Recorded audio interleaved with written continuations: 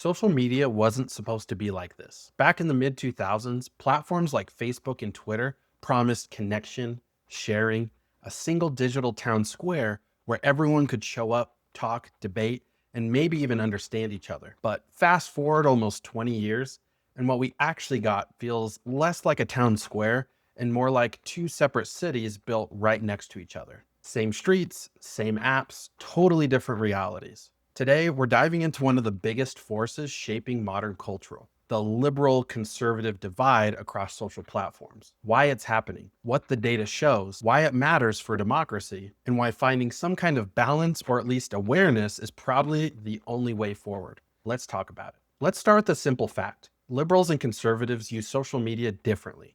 Not just what they post, what they see, share, trust, click, and even feel. And this isn't opinion. This is straight from the research. Key data, sharing and engagement differences, a major 2023 to 2025 research collaboration between Stanford and Northwestern found liberals tend to retweet and share across a broader range of issues than conservatives. Meanwhile, conservatives tend to share more selectively, often aligning closely with messaging from conservative elected officials. So liberals cast a wider net, but there's a twist. The same study found that liberal-aligned posts scored higher on toxicity classifiers, meaning broader range but sharper edges. And conservatives, narrower range but more rigid and structured around political leadership. It's not good or bad necessarily, just different ecosystems. Now, here's where things go from interesting to holy crap, because different platforms don't just host people, they shape how those people think and behave. Let's do a platform by platform breakdown. So Facebook, perceived liberal bias, conservative dominance, according to Pew Research in 2024. A sizable share of Republicans say the political content they see on Facebook is mostly liberal. But actual data on engagement? Historically, right-leaning pages dominate top Facebook interactions. Think Ben Shapiro, Dan Bongino, Fox affiliates, etc. So conservatives feel outnumbered, but in engagement, they often outperform. X and Twitter. The amplifier of outrage, Twitter has always leaned slightly more liberal in user base, but the impact, that's where it gets wild. A 2025 field experiment cited by The Guardian found small increases in partisan content in a users for you feed significantly increased negative emotions toward the opposite political group. Equivalent to decades of rising polarization crammed into just 1 week. That's insane. The algorithm basically speedruns polarization. Instagram. Less political, more vibes, but still divided. Pew found in older adults, 50 plus, Democrats were more likely to use Instagram, Snapchat, and Twitter. Republicans preferred more traditional media or Facebook. Instagram feels apolitical, but politically it subtly leans younger and left of center simply because of who uses it. Now let's talk about YouTube. The great crossroads. YouTube isn't ideological, it's interest driven. But the rabbit holes, yeah, those can lean very political. A user starts with a video about self-improvement, and 1 week later, political commentary channels recommended on both sides. Researchers call YouTube a cross-pressure environment. Both sides exist, but you're pushed deeper by watch time signals. TikTok.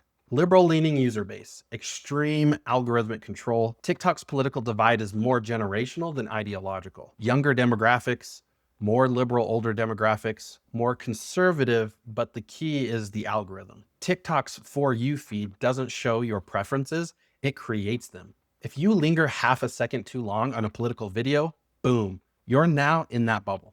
Okay, so the platforms differ, but why does it matter? Because once someone gets locked into a particular content bubble, it becomes their entire digital reality. The Royal Society's massive analysis on echo chambers concluded users are more insulated from opposing viewpoints online than offline. An MIT Sloan school found perceived moderation bias is often driven not by platform policies, but by asymmetries in what users share. Different groups share different types of content. That content gets moderated differently, so the experience of the platform diverges. Liberals say platforms protect misinformation. Conservatives say platforms silence them. Both feel persecuted. Both feel algorithmically victimized. Both are reacting to the same system differently. So why does this even happen? Number one, negativity bias. Humans click negative headlines more. Anger spreads faster than joy. Platforms reward what spreads. And number two, identity signaling. Posting political content isn't just expressing ideas, it's signaling tribal membership. People like me believe this, therefore I believe it too. Number three, algorithmic reinforcement. The more you engage with one side, the more you're fed that side. Platforms don't show balance, they show addiction. And number four, social feedback loops. Likes, shares, validation. These shape behavior faster than people realize. It's digital conditioning.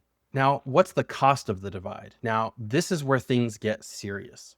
We're not just talking about disagreement, we're talking about structural polarization, eroding shared reality.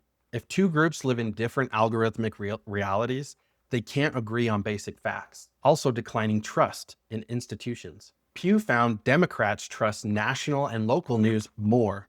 Republicans trust it far less, and both trust social media the least. That's a crisis of legitimacy. Also, increasing emotional hostility. The Guardian cited 2025 studies showed that small boosts in partisan content made people significantly angrier and more sad toward the opposite group, not intellectually opposed, emotionally hostile. Also, the potential threat to democracy. Princeton's cross-disciplinary review concluded polarization is among the most significant threats to democratic health. Not elections, not misinformation, polarization. So what do? The answer isn't force everybody into the same bubble. That's unrealistic and kind of creepy.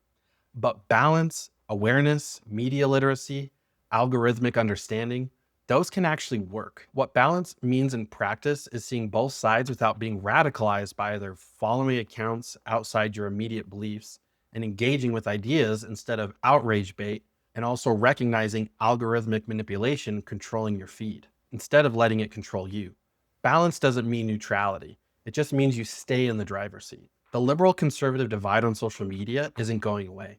It's built into the platforms, the psychology, the algorithms, and honestly, into us. But here's the thing, division isn't inevitable.